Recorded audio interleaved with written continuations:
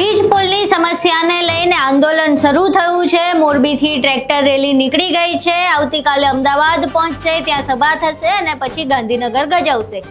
જો કે આ રેલી ગાંધીનગર પહોંચે તે પહેલા જ પોલિટિકલ ડ્રામા શરૂ થઈ ચૂક્યો છે, રાજકીય ગરમાવો શરૂ થઈ ચૂક્યો છે અને કોંગ્રેસ અને આમ આદમી પાર્ટી જે બંને વિપક્ષી પાર્ટી છે તેઓ આમને સામને આવી ગયા છે।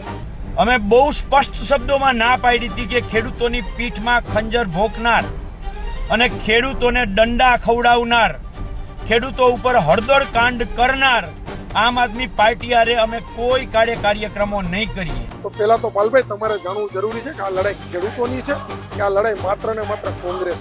પાલભાઈ, તમારા નિવેદન ઉપરથી લાગી રહ્યું છે કે તમે ખેડૂતોને હાથો બનાવી અને છીછરી રાજનીતિ કરી રહ્યા છો। આખી ઘટના શું છે તેના વિશે વિગતે ચર્ચા કરવી છે। નમસ્કાર, તમે જોઈ રહ્યા છો ચક્રવાત ન્યૂઝ, હું આપની સાથે એમ।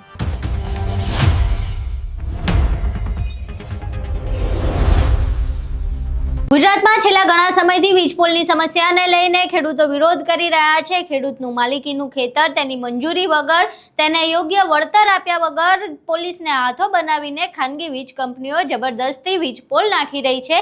જ્યારે ખેડૂતો તેનો વિરોધ કરે છે તો પોલીસને હાથો બનાવીને તેમની અટકાયત કરવામાં આવે, તેમના પર લાઠીચાર્જ કરવામાં આવે। મહિલા હોય, વૃદ્ધ હોય કે બાળક હોય, તમામને ઢસડીને લઈ જવામાં આવે, ડિટેન કરવામાં આવે। આવા દ્રશ્યો સામે આવતા હતા। કોંઢમાંથી સૌથી પહેલા દ્રશ્યો સામે આવ્યા હતા અને કોંઢમાં જે પહેલી વખત દ્રશ્ય સામે આવ્યું ત્યારથી લઈને અત્યાર સુધી કોંગ્રેસ અને કોંગ્રેસના તેમજ ખેડૂત નેતા એવા પાલ આંબલિયા જમીની સ્તરે ખેડૂતો સાથે લડી રહ્યા છે।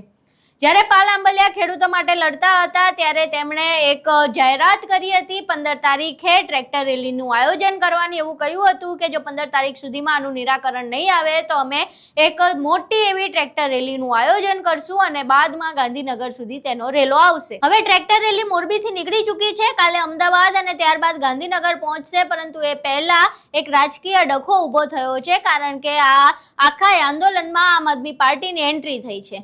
આમ આદમી પાર્ટી દ્વારા આંદોલનને સમર્થન આપવામાં આવ્યું છે અને કહેવામાં આવ્યું છે કે આવતીકાલે જે આંદોલન થઈ રહ્યું છે તેમાં આમ આદમી પાર્ટીના નેતાથી લઈને કાર્યકર્તાઓ પણ પોતાની હાજરી આપશે। પરંતુ જેવી જ આમ આદમી પાર્ટીની એન્ટ્રી થઈ કે રાજકીય ગરમાવો શરૂ થયો કારણ કે પાલ આંબલિયા દ્વારા તેમજ કરસનદાસ બાપુ ભાદરકા દ્વારા તેનો વિરોધ કરવામાં આવ્યો। પાલ આંબલિયાએ આમ આદમી પાર્ટીની એન્ટ્રીથી વિરોધ નોંધાવ્યો છે અને કહ્યું છે કે અમારી લડતને વચ્ચે હેરાન કરવા કે ડિસ્ટર્બ કરવા આવી રહ્યા છે અને ડિસ્ટર્બ ન કરે તેવી અમારી વિનંતી છે। મોરબીમાં આમ આદમી પાર્ટીના જે કાર્યકર્તા ખેડૂતો માટે લડી રહ્યા છે એવા પંકજ રાણસરિયાએ પણ જવાબ આપ્યો છે। અહીં પહેલા એ બંને નેતાઓને સાંભળીએ। 1111 ટ્રેક્ટરો કિસાન કોંગ્રેસ સમિતિ અને કિસાન સંઘર્ષ સમિતિમાં જે 23 ખેડૂત સંગઠનો જોડાયેલા છે એમના માધ્યમથી અમે 1111 ટ્રેક્ટરો લઈને આવવાના છીએ। આનાથી વધારે થાય પણ ઓછા નહીં હોય। હજારો ખેડૂતો આ યાત્રામાં જોડાવાના છે અને અમે સરકારને અલ્ટિમેટમ આપવાના છીએ। ત્યારે મિત્રો, ગુજરાતીમાં એક બહુ સારી કહેવત છે, જાનમાં કોઈ જાણે નહીં અને હું વરની ફૂઈ। જાનમાં કોઈ જાણે નહીં, હું વરની ફૂઈ। જે લેભાગુ તત્વો છે, જે તકસાધુઓ છે, જ્યારે મોકો મળે, તક મળે એટલે તરત જ અંદર ઘૂસી જવાનો। જિગ્નેશ મેવાણીજીએ જ્યારે દારૂ અને ડ્રગ્સની વિરુદ્ધમાં આખી મુવમેન્ટ ચાલુ કરી ત્યારે પણ કોઈ આમંત્રણ વગર અંદર ઘૂસી ગયા। અત્યારે મેં એક વખત નહીં, લગભગ 5 કે 6 વખત છેલ્લા અઠવાડિયાની અંદર અલગ અલગ ચેનલોમાં કહ્યું કે આમ આદમી પાર્ટી આમાં ક્યાંય કાંકરી ચાળો કરવા આવે નહીં, ખેડૂતોના ભાગલા કરવા આવે નહીં।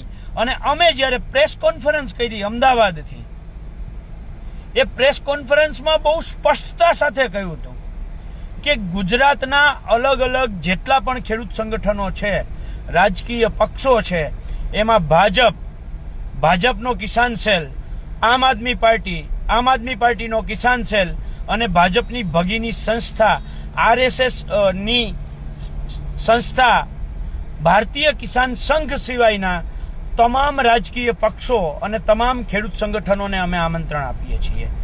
અમે બહુ સ્પષ્ટ શબ્દોમાં ના પાડી હતી કે ખેડૂતોની પીઠમાં ખંજર ભોંકનાર અને ખેડૂતોને દંડા ખવડાવનાર, ખેડૂતો ઉપર હળદર કાંડ કરનાર આમ આદમી પાર્ટી હારે અમે કોઈ કાર્યક્રમો નહીં કરીએ.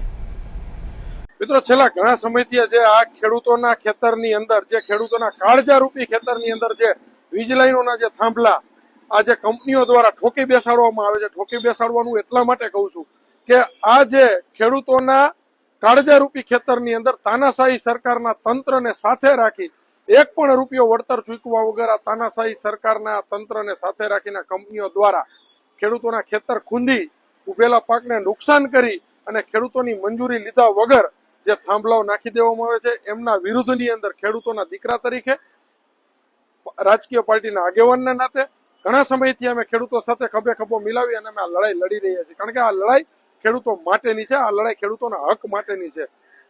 પછી વાંઢિયા ગામ હોય, જેતપર ગામ હોય, કોંઢ ગામ હોય કે જે વિસ્તારની અંદરથી અત્યારે આજે વીજ લાઈનો પસાર થઈ રહી છે, એમના પ્રશ્ન માટે થઈ અને ખેડૂતના દીકરાના નાતે અમે જયારે લડી રહ્યા હોય ત્યારે જયારે અમે આહવાન કર્યું, આમ આદમી પાર્ટીના આગેવાન તો સાચી વાત છે, પરંતુ સાથે સાથે હું એક ખેડૂતનો દીકરો પણ છું અને ખેડૂતના દીકરાના નાતે જયારે આ હક માટેની લડાઈ ખેડૂત માટે લડાતી હોય ત્યારે અચૂકપણે અમારો સાથ સહકાર ને સહયોગ એમને આપવો પડે, એ પણ મારી પણ એક ફરજ બને છે.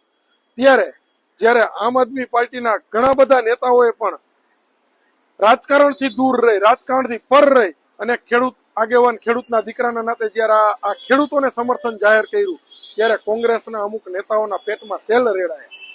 ખાસ કરીને અત્યારે મેં સોશિયલ મીડિયાની અંદર જોયું, પાલભાઈ આંબલિયા કે જે મોટી મોટી વાતો કરતા હતા કે આ લડાઈ જે છે એ જ્ઞાતિ, જાતિ, ધર્મને દૂર રાખીને લડવા માટેની લડાઈ છે, આ લડાઈ રહી તાનાશાહી સરકાર સામેની લડાઈ છે, આ લડાઈ જે રહી ખેડૂતોના પ્રશ્ન માટેની લડાઈ છે.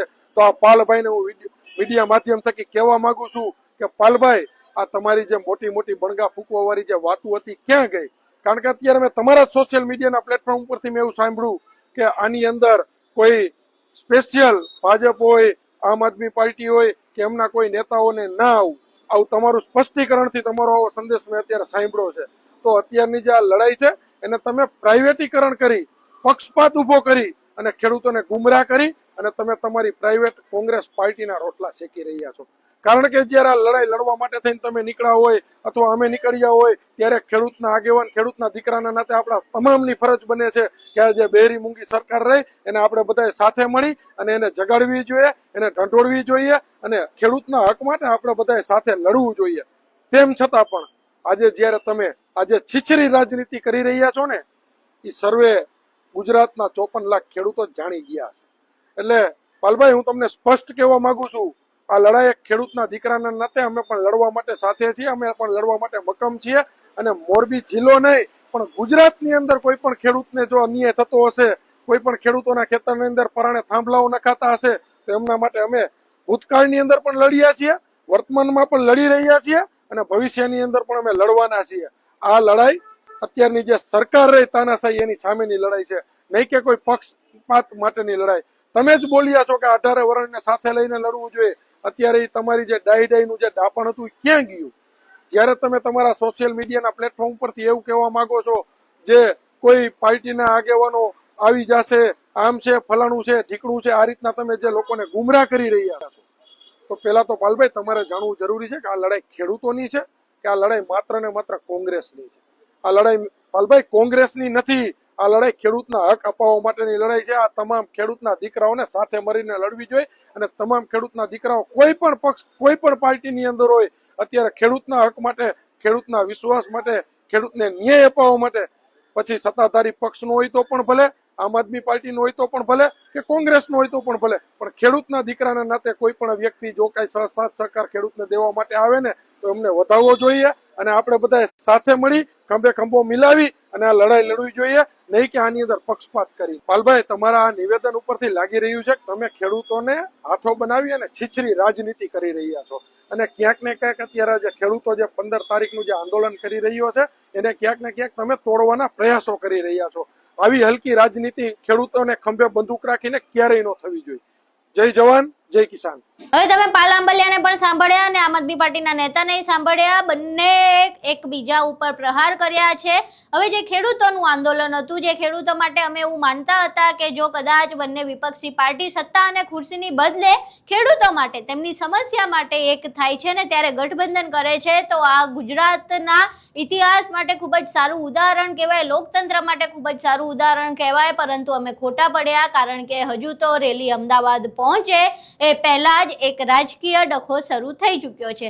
હવે આ રાજકીય ડખો શરૂ થયા બાદ એ જોવું રહ્યું કે શું આમ આદમી પાર્ટીના કાર્યકર્તા પોતે કહ્યું છે એ પ્રમાણે આવતીકાલે સભા અને રેલીમાં જોડાય છે કે કેમ, અને એ જોડાય છે તો પછી કોંગ્રેસ દ્વારા એની કેવી પ્રતિક્રિયા આપવામાં આવશે. જો કોંગ્રેસ આમ આદમી પાર્ટીને પ્રતિક્રિયા આપશે તો શું ખરેખર જે ખેડૂતોનો મુદ્દો હતો એ ક્યાંક ડાયવર્ટ થઈ જશે? આ તમામ પ્રશ્નો હાલ ઊભા થઈ રહ્યા છે. આવતીકાલે અમદાવાદ અને ગાંધીનગરમાં નવા શું રાજકીય ડખા થાય છે તે જોવું રહ્યું. તમારું આ સમગ્ર મામલે શું માનવું છે? તમારા મંતવ્યો અમને કોમેન્ટ બોક્સમાં જરૂર જણાવજો. વિડીયો પસંદ આવ્યો હોય તો વિડીયોને લાઈક કરજો, શેર કરજો અને મારી ચેનલને સબસ્ક્રાઇબ કરવાનું ભૂલશો નહીં. નમસ્કાર.